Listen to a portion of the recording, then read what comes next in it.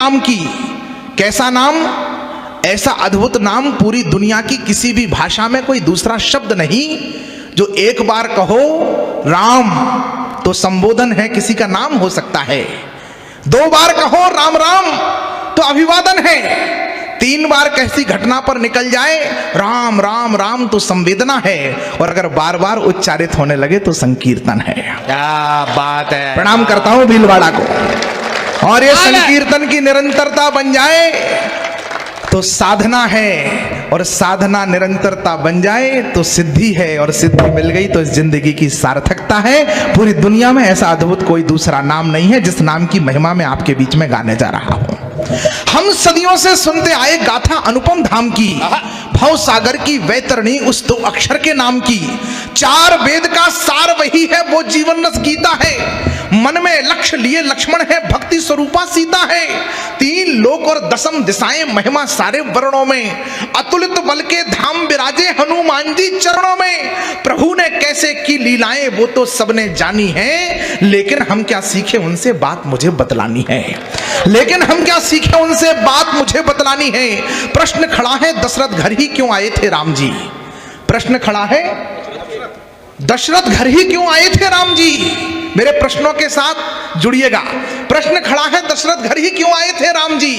प्रश्न खड़ा है शबरी जूठन क्यों खाए थे राम जी। इसलिए खाए थे कि हम अपने ही किसी भाई को अस्पृश्य माने, छुआछूत माने। मतलब माफ कीजिए हम साहब, हमने राम को अगर माना है तो हमें राम की भी माननी पड़ेगी, क्योंकि राम जी कहते हैं जाति भेदो न ग्राहो सैनम नयम भिन्नता। मैं किसी भी प्रकार के जातिवाद को अस्वीकार करता हूं। प्रश्न खड़ा है शबरी जूठन क्यों खाए थे राम जी। प्रश्न खड़ा है, मुझे ये विश्वास है कि भीलवाड़ा जो बड़े लोग बैठे हैं, एक एक व्यक्ति बड़े बड़े मंचों पर कुर्सियों पर बैठने वाले लोग सामने बैठे हैं। मुझे इस बात की आपके गौरव गरिमा का मुझे पूरा ज्ञान है। इसके बाद इसलिए आनंदित होकर के मुझे पता है कि मैं जहां कविता पढ़ रहा हूं वहां पर इस कविता को बहुत अच्छे से सुना जाएगा, इस विश्वास के साथ पढ़ रहा हूं। प्रश्न खड़ा है शबरी जूठन क्यों खाए थे राम जी। प्रश्न खड़ा है सुविधाओं को क्यों ठुकराया राम ने। प्रश्न खड़ा है सुविधाओं को क्यों ठुकराया राम ने। चित्रकूट से दंडक बनपत क्यों अपनाया राम ने। चित्रकूट में पूरा वनवास कट सकता था, एक भगवा उपस्थिति है। चित्रकूट से दंडक बनपत क्यों अपनाया राम ने। उत्तर से दक्षिण तक पैदल क्यों घूमा था राम ने। अवध की माटी को संग लेकर क्यों चूमा था राम ने। अवध की माटी को संग लेकर, इन प्रश्नों के उत्तर खोजेंगे तो राम जी समझ में आएंगे।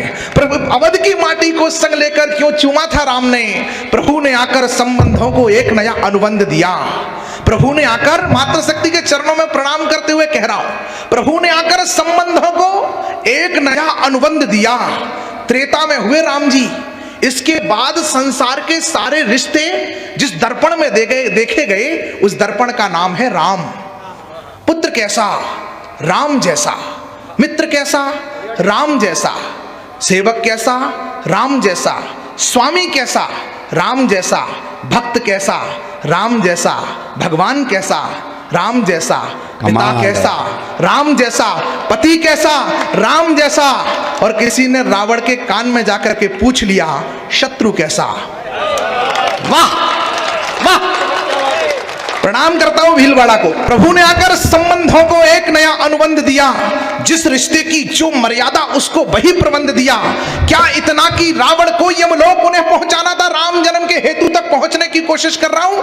बाबा तुलसी कहते हैं राम जन्म के हेतु अनेका परम विचित्र एक न एका। नाना भांति राम अवतारा, रामायण सतकोटि अपारा। हरि अवतार हेतु जे होई इदमत्थम कोई जान न सोई। हजारों रामायणें लिखी गई, हजारों कारण बताए गए। इस सुधीर श्रोताओं के मध्य एक कारण पर उंगली रख करके आपका आशीष पाना चाहता हूं। मैं निवेदन करता हूं कि प्रभु ने आकर संबंधों को एक नया अनुबंध दिया। जिस रिश्ते की जो मर्यादा उसको वही प्रबंध दिया। क्या इतना कि रावण को यमलोक उन्हें पहुंचाना था, या भक्तों को दिया हुआ कोई उनका वचन पुराना था। पर भक्तों की झोली तो वो पल में ही भर सकते थे और सीधे लंका में जाकर रावण वध कर सकते थे। हिरण्याकश्यप को मारना था, 1 मिनट में खम्भे से प्रकट हुए प्रभु, मारा और चले गए। पर भक्तों की झोली तो वो पल में ही भर सकते थे और सीधे लंका में जाकर रावण वध कर सकते थे। पर भाता है प्रभु को जो वो करके हमें दिखाना था। अगली पंक्ति पर मुझे इससे आगे कविता पढ़नी है कि नहीं ये तय करेगा कि पर भाता है प्रभु को जो वो करके हमें दिखाना था, क्योंकि राम को थोड़ा सा हमको भी राम बनाना, भाई क्योंकि कमाल राम है। को थोड़ा सा पूरा सदन तालियां बजाकर बताया कि क्या